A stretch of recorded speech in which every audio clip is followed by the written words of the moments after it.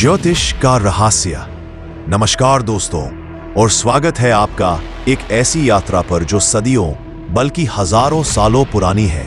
आज हम उस विषय की गहराइयों में उतरेंगे जिसे कुछ लोग कल्पना कहते हैं और कुछ लोग अनंत ज्ञान का स्रोत। हम बात कर रहे हैं ज्योतिष की। नमस्ते प्रियात्मन, आज मैं तुम्हें एक ऐसी कथा सुनाने जा रहा हूं जो शायद तुम्हारे मन में सदियों से दबी कुछ जिज्ञासाओं को शांत कर दे। आंखें मूंदो और शांत चित्त से सुनो, क्योंकि ये कथा है ज्योतिष की। जैसे एक वटवृक्ष अपनी जड़ों को पृथ्वी की गहराइयों तक फैलाए रखता है, वैसे ही ज्योतिष का ज्ञान भी हमारी सभ्यता की सबसे गहरी जड़ों में बसा है। ये सिर्फ कोई विषय नहीं, बल्कि एक ऐसा दर्पण है जिसमें हम अपने अतीत, वर्तमान और भविष्य की परछाई देखते हैं। कहते हैं ज्योतिष सबसे पुराना विषय है, और ये सिर्फ कहने की बात नहीं बल्कि खोजों से सिद्ध हुआ है। क्या तुम जानते हो, ईसा से भी 25,000 साल पहले सुमेरियन सभ्यता में मिली हड्डियों पर तारों और चंद्रमा की चाल के निशान अंकित थे। वे इस ज्ञान को मानते थे, इसकी पूजा करते थे। प्रिय, आज के इस कलयुग में जिसे लोग आधुनिक समाज कहते हैं, उनके लिए हमारे पुराने ग्रंथ, हमारा इतिहास, हमारी संस्कृति सब मिथोलॉजी यानी कि मात्र काल्पनिक कहानियां हैं। बड़े बड़े पुराण, उपनिषद, काव्य जिसे हमारे पूर्वजों ने अपने जीवन का सार मानकर रचा, वे केवल मन घड़त किस्से बनकर रह गए हैं। हमने अपनी ही पहचान को भुला दिया है, अपने अस्तित्व को खोत रहे हैं। पर वत्स, आज हम इस विषय पर वाद विवाद नहीं करेंगे। आज हम उस ज्ञान के छुपे हुए रहस्यों को जानेंगे जिसे सदियों तक दबाने का प्रयास किया गया।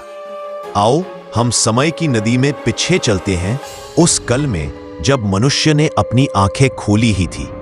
जितनी भी खोज आज तक इतिहास में हुई है, कहीं भी ऐसा कोई समय, कोई काल नहीं मिला जहां ज्योतिष का अस्तित्व न रहा हो। यह कोई हाल ही का विकास नहीं, बल्कि मानव जाति के जन्म के साथ ही इसका जन्म हुआ था। सोचो, उस समय के मनुष्य ने बिना किसी दूरबीन, बिना किसी आधुनिक साधन के आकाश को कितनी गहराई से पढ़ा होगा। उन्होंने ही पहली बार पश्चिम के जगत में इस ज्ञान का द्वार खोला था। उन सुमेरियन पूर्वजों ने अपनी ऊंचाइयों से 7 आकाशीय ग्रहण को नाम दिए, जिसमें से कई नाम आज भी अस्तित्व में हैं। उन्होंने ही प्रथम बार नक्षत्रों के विज्ञान अध्ययन की आधारशिला रखी। यह एक ऐसा विषय था जिसे वे जीवन का सबसे बड़ा आधार मानते थे। उनका विश्वास था कि मनुष्य के जीवन का हर मोड़, उसकी हर कथा आकाश के तारों और ग्रहण से जुड़ी हुई है। प्रिय, लेकिन मेरे वत्स, सुमेरियन की कथा पश्चिम के लिए पुरानी है, परंतु भारत की कथा तो और भी प्राचीन है। हमारे ग्रंथ, जिन्हें तुम वैज्ञानिक और इतिहासकार आज भी नहीं समझ पाए हैं, उनमें से एक है ऋग्वेद। इस प्राचीन वेद में 95,000 वर्ष पूर्व की ग्रह नक्षत्रों की स्थिति का विस्तार से उल्लेख है। यह उल्लेख इतना सही था, इतना पूर्ण था कि लोकमान्य तिलक जैसे महान विद्वान ने भी इस आधार पर यह निश्चित किया कि ज्योतिष का ज्ञान कम से कम 90,000 वर्ष पुराना तो होना ही चाहिए, क्योंकि उस समय में जो स्थिति 95,000 साल पहले थी, उसे जानने का कोई उपाय नहीं था सिवाय उस समय के ज्ञान के। आज हमारे पास आधुनिक वैज्ञानिक साधन है जिससे हम अतीत में ग्रहों की स्थिति जान सकते हैं, और उन साधनों ने हमारे पूर्वजों के ज्ञान को सच साबित किया। उनकी गणनाएं इतनी प्रामाणिक थी कि हम आज भी उन्हें देखकर दंग रह जाते हैं। प्रिय, यहां तो हुई इतिहास की बात।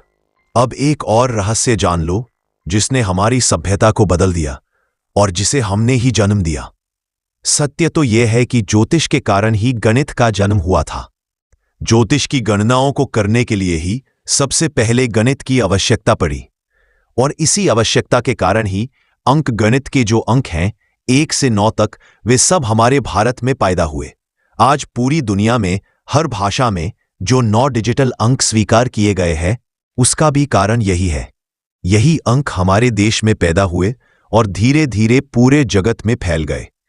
जिसे तुम अंग्रेजी में 9 कहते हो, वह हमारे संस्कृत के 9 का ही रूपांतरण है। जिसे तुम 8 कहते हो, वह अष्टा का ही रूपांतरण है। इस प्रकार 1 से 9 तक के सभी अंक जो आज पूरी दुनिया की भाषाओं में प्रचलन में हैं, वे सब भारत के ज्योतिष के प्रभाव के कारण ही जन्मे। प्रिय, ये तो एक छोटा सा उदाहरण है कि हमारा ज्ञान कितना महान और मूल है।